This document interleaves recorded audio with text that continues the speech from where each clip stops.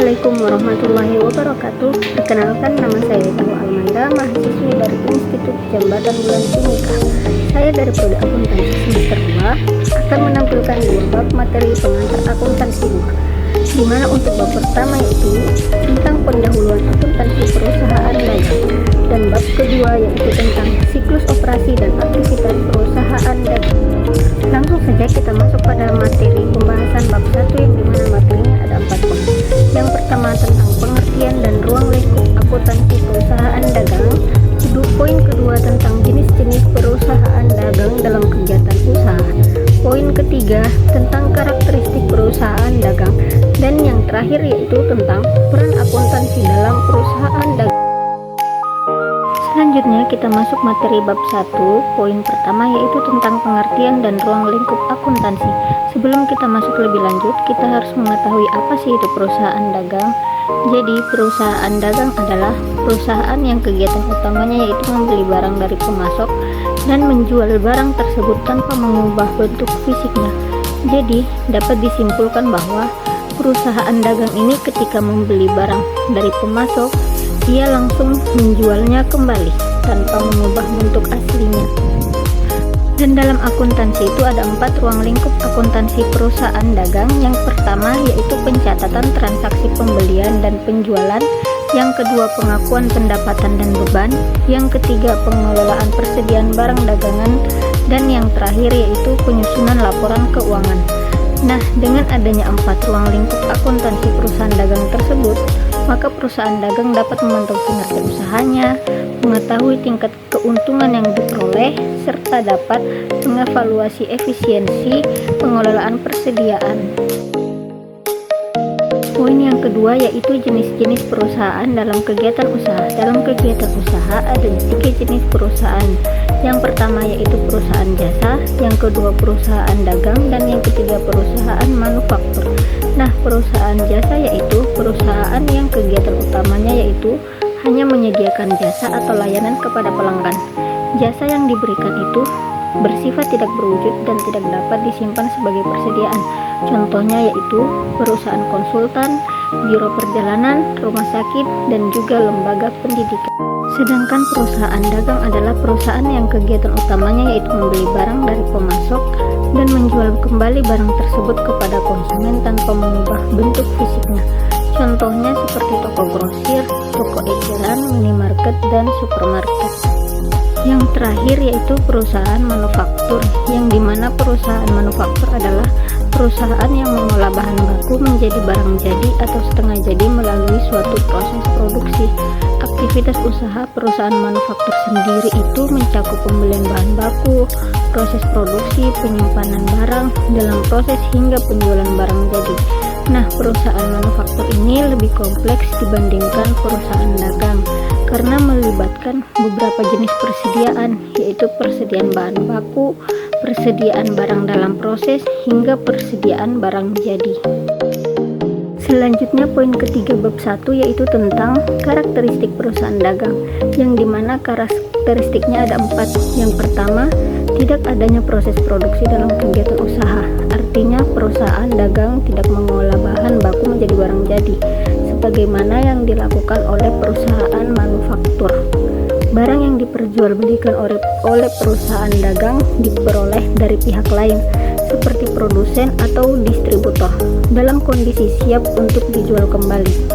Yang kedua yaitu sumber pendapatan utama berasal dari penjualan barang dagangan. Tidak seperti perusahaan jasa yang memperoleh pendapatan dari pemberian layanan.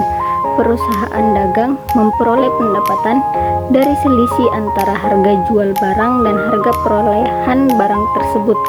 Yang ketiga yaitu persediaan barang dagangan sebagai aset utama, yang artinya persediaan ini mencerminkan barang-barang yang dimiliki perusahaan untuk dijual kembali kepada konsumen. Yang keempat atau yang terakhir yaitu penentuan laba kotor berdasarkan selisih penjualan bersih dan harga pokok penjualan. Penjualan bersih diperoleh dari penjualan dikurangi retur dan potongan penjualan.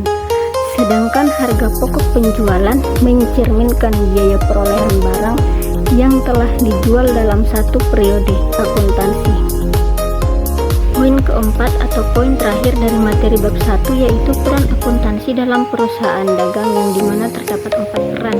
Peran yang pertama yaitu sebagai alat perencanaan dan pengendalian manajemen, yang dimana menyediakan alat historis mengenai penjualan, biaya pembelian, biaya operasional, serta tingkat persediaan barang dagangan. Peran yang kedua yaitu sebagai sarana pertanggungjawaban kepada pihak eksternal.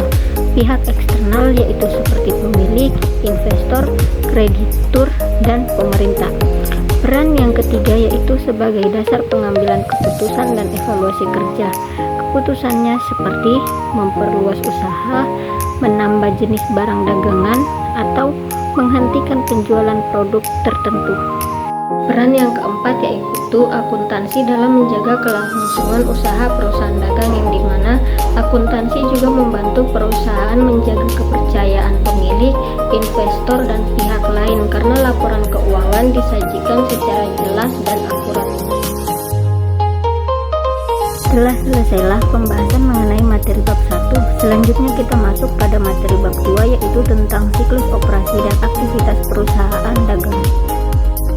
Pada materi pembahasan bab 2, saya akan membahas 4 poin materinya, yang dimana poin pertama yaitu tentang pengertian siklus operasi perusahaan dagang, poin kedua tentang aktivitas utama perusahaan dagang, poin ketiga tentang hubungan siklus operasi dengan pencatatan akuntansi, dan poin yang terakhir yaitu tentang dampak aktivitas usaha terhadap laporan keuangan. Kita masuk pada poin pertama yaitu tentang pengertian siklus operasi perusahaan dagang. Siklus operasi perusahaan dagang merupakan kegiatan usaha yang terjadi secara berulang dan berkesinambungan dalam menjalankan aktivitas perdagangan. Siklus operasi perusahaan dagang belum berakhir sampai perusahaan benar-benar menerima kas dari hasil penjualan, yang artinya dalam hal penjualan kredit, perusahaan harus menunggu hingga pelanggan melunasi kewajibannya. Proses penagihan piutang dan penerimaan kas merupakan bagian akhir dari siklus operasi. Pada gambar di atas, kas yang menunjuk persediaan, perusahaan menggunakan uang kas untuk membeli barang dagangan. Kas berkurang tetapi berubah menjadi persediaan barang yang akan dijual. Yang kedua yaitu persediaan pada penjualan. Barang yang tersedia kemudian dijual kepada pelanggan. Pada tahap ini perusahaan memperoleh pendapatan dari penjualan barang. Yang ketiga yaitu penjualan pada piutang. Jika penjualan dilakukan secara kredit atau belum dibayar secara langsung, maka perusahaan mencatatnya sebagai piutang dagang, yaitu hak perusahaan untuk menerima uang dari pelanggan. Yang keempat yaitu piutang pada kas. Ketika pelanggan membayar utangnya, piutang berubah kembali menjadi kas. Kas tersebut dapat digunakan lagi untuk membeli persediaan dan siklus berulang. Jadi secara sederhana alurnya adalah kas menunjuk pada membeli persediaan, setelah itu melakukan penjualan, setelah melakukan penjualan muncul piutang jika dilakukan secara kredit, dan setelah itu menerima kas kembali, sehingga dapat disimpulkan bahwa siklus operasi perusahaan dagang membentuk suatu pola secara berulang. Nah, selanjutnya itu tentang aktivitas utama perusahaan dagang. Aktivitas utama perusahaan dagang merupakan rangkaian kegiatan operasional yang secara langsung berkaitan dengan tujuan utama perusahaan, yaitu memperoleh laba melalui kegiatan perdagangan barang. Yang pertama yaitu aktivitas pembelian. Dalam perusahaan dagang, aktivitas pembelian tidak hanya mencakup pembelian barang dagangan, tetapi juga pembelian perlengkapan, peralatan, dan aset lain yang mendukung kegiatan operasional. Dari sudut pandang akuntansi, aktivitas pembelian akan meningkatkan persediaan barang dagangan dan pada saat yang sama mengurangi kas atau menambah hutang dagang. Yang kedua yaitu aktivitas penjualan. Penghasilan tunai menghasilkan penerimaan kas secara langsung sehingga meningkatkan likuiditas perusahaan. Sebaliknya, penjualan kredit akan menghasilkan piutang usaha. Dalam akuntansi perusahaan, dagang aktivitas penjualan memiliki dua dampak utama, yaitu yang pertama pengakuan pendapatan dan yang kedua pengurangan persediaan barang dagangan. Yang ketiga yaitu aktivitas penerimaan kas.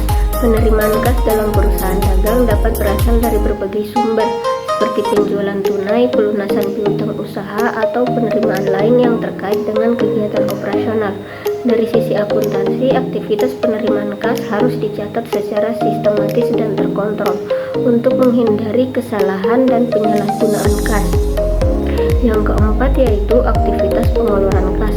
Pengeluaran kas dalam perusahaan dagang antara lain dilakukan untuk membayar pembelian barang dagangan secara tunai, melunasi utang dagang, dan membayar beban operasional, serta membayar kewajiban lainnya. Selanjutnya yaitu hubungan siklus operasi dengan pencatatan akuntansi. Yang pertama, hubungan pembelian barang dengan akuntansi. Ketika perusahaan membeli barang dagangan, maka persediaan barang bertambah, kas berkurang ketika melakukan pembelian secara tunai, atau utang bertambah ketika melakukan pembelian secara kredit. Yang kedua yaitu hubungan penjualan dengan akuntansi. Akuntansi mencatat 3 hal sekaligus, diantaranya yaitu pendapatan penjualan, pengurangan persediaan ketika terjadi proses penjualan, dan yang terakhir harga pokok penjualan. Hal ini membantu perusahaan mengetahui keuntungan yang diperoleh dari penjualan. Dan yang ketiga yaitu hubungan penjualan kredit dengan piutang. Akuntansi mencatatnya sebagai piutang usaha ketika pelanggan melakukan pembelian secara kredit. Nah, ketika pelanggan membayar utangnya, maka kas bertambah dan piutang berkurang. Pencatatan ini penting agar perusahaan dapat mengontrol tagihan pelanggan. Dan yang keempat yaitu hubungan kas dengan pencatatan akuntansi. Setiap penerimaan dan pengeluaran kas harus dicatat karena kas merupakan aset yang paling penting dan paling mudah disalahgunakan. Dengan pencatatan yang baik, maka perusahaan dapat mengawasi penggunaan uang secara lebih teratur. Yang kelima yaitu penggunaan jurnal dan buku besar. Transaksi dari kegiatan operasional dicatat terlebih dahulu dalam jurnal umum atau jurnal khusus, kemudian dipindahkan ke buku besar. Tujuannya agar transaksi lebih teratur dan memudahkan penyusunan laporan keuangan. Dan yang keenam yaitu hubungan dengan laporan keuangan. Semua transaksi dalam siklus operasi akan dirangkum menjadi laporan keuangan, seperti laporan laba rugi, laporan arus kas. Laporan tersebut menunjukkan kondisi dan kinerja perusahaan selama satu periode. Pembahasan yang terakhir yaitu dampak aktivitas usaha terhadap laporan keuangan. Yang pertama, dalam perusahaan dagang, aktivitas pembelian barang dagangan akan mempengaruhi laporan posisi keuangan. Selain itu, pembelian juga berpengaruh terhadap laporan laba rugi. Yang kedua yaitu aktivitas penjualan. Aktivitas penjualan memiliki dampak besar terhadap laba rugi perusahaan. Penjualan akan meningkatkan pendapatan, sedangkan berkurangnya persediaan menimbulkan harga pokok penjualan. Yang ketiga yaitu penerimaan kas. Penerimaan kas dicatat sebagai arus kas masuk yang menambah saldo kas perusahaan. Sebaliknya, pengeluaran kas seperti pembayar utang, pembelian barang, dan biaya operasional dicatat sebagai arus kas keluar yang mengurangi kas perusahaan. Yang keempat yaitu laporan laba rugi, laporan posisi keuangan, dan laporan arus kas saling berhubungan.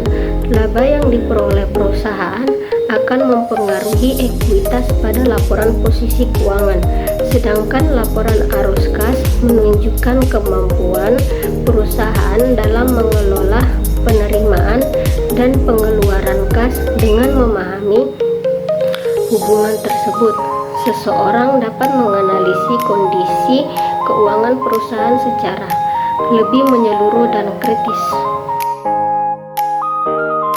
Itulah penjelasan materi pembahasan bab 1 dan bab 2 dari saya. Saya ucapkan sekian dan terima kasih.